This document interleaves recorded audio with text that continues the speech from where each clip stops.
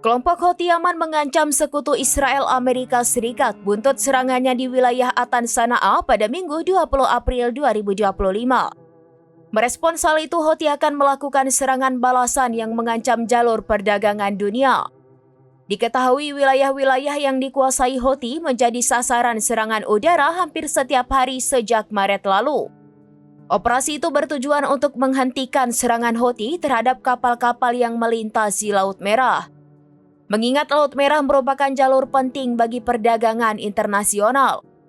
Berdasarkan laporan media yang dikelola kelompok Houthi, 2 serangan udara menghantam wilayah Atan. Serangan Amerika Serikat juga menargetkan proyek sanitasi di wilayah Asir, lingkungan Furwa, hingga pasar populer di distrik Shaub. Meski demikian, belum ada rincian informasi mengenai jumlah korban. Diketahui serangan ini terjadi sehari seusai Amerika Serikat melancarkan 13 serangan udara yang menghantam pelabuhan dan bandara di Hodeidah.